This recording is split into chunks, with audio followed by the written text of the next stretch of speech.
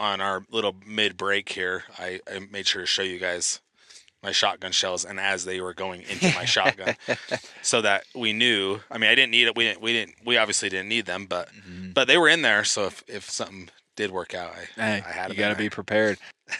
Speaking of the shotgun shells going in the shotgun, what shotguns are we carrying? We got a mixture of those as well. I'm shooting. I got a 28 gauge as well as a 12 gauge here. The 28 gauge is what I'm pretty much sticking with this time.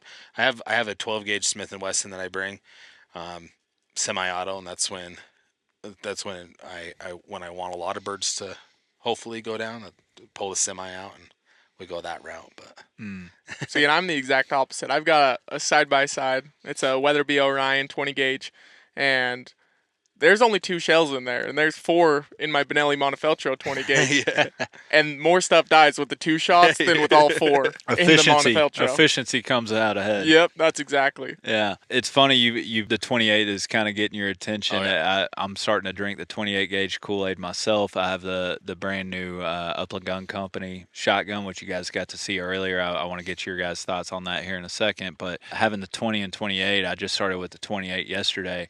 And after the damage I did with it on the birds, I mean, from the sharps, the huns, and the sage all in one day, I'm sitting here. I took the 20 out today because I want to compare and just get a feel for it and whatnot. But I'd be lying if I didn't say that the 28 gauge. I kind of felt like I was just going out with a little overkill on the 20 gauge after seeing the efficacy of the 28. It's just.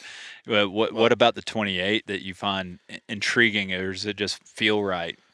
Honestly, it feels. I shoot the gun really well, and it feels right. I mean, a lot of it obviously is your load, and then I'm shooting. Skeet to like improve cylinder or cylinder. I'm really open chokes. I'm shooting that pretty much the whole season, even into like February on late season chucker. But it's something about that 28 gauge. I mean, it patterns really well, and you can reach out there. And when you have awesome dog work that holds those birds down, it goes in and it. I mean, I really haven't had to chase any birds.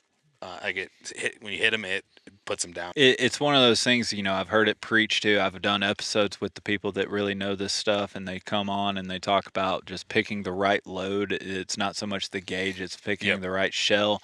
And you hear it, but then it's another thing when you actually get to apply it and see it firsthand. The fact that, again, yesterday I got to shoot all 3 species with the same exact shot shell.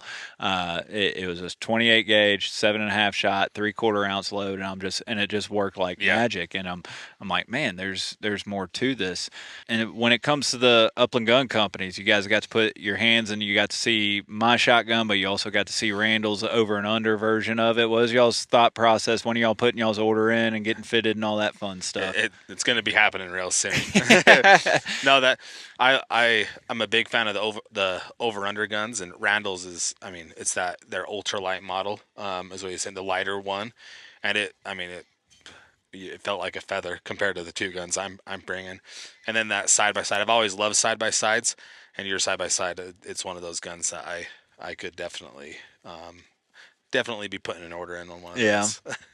Lars, what about you? Compare the side by side and over under. Yeah, just the initial ergonomics and first thoughts on it. I was like, man, it's a light, slim gun, which is exactly what I look for, especially in hunting out west, because we're doing 10, 15 miles a day and climbing 5 to 10,000 feet of elevation. So carrying a 7-8 pound gun around all day is not ideal. It weighs like 20 pounds by the time you get done. Exactly. So when I felt the weight of your side by side, I was like, man, I might have to go take a look at their booth over in Kansas City this year at Pheasant Fest, and might have to get one on order. Be sure to tell Larson or Jerry that I sent you there and hooked you here in camp with it. It's special, man, when you get out there and it's fitted to you. Like, that's the main thing. Like, as nice as the shotgun is, as good as it looks, the effectiveness of just how it pops in, like it just fits snug. And I know, Lars, you're a taller guy, lankier, longer arms, such as myself. Like you said earlier, it felt right. I can honestly say I've never picked up a shotgun off the shelf that fit me or even came close. I mean, when I got fitted, it was a good like inch and a quarter off or something like that from the length of the pool. I mean, I was shooting a youth shotgun essentially for my build, and this strip, like it just fits like a glove, exactly like it should. So I mean, regardless if you get an Upland Gun Company shotgun, which I think you should, because the value of it, what you get bang for your buck, and what you can build, it's night and day when you compare it to off the shelf. But either way, go get fitted and get the right shotgun for you, because you're a lefty. Yeah. I shoot lefty, and I mean I have to compensate for that, and like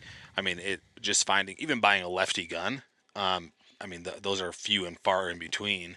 But even shooting a lefty gun, it just is either too long for me or too short, and I can't ever find that right groove.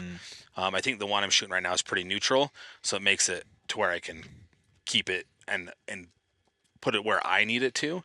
But I'll be telling my wife real soon that I need a custom gun. So don't look at the bank account for a little while. No, it's worth it. You'll spend less money on shells in the long run. And I go through a lot of those. It's an investment. It evens out. Field, right? Yeah. It's a mathematical equation, right? Well, guys.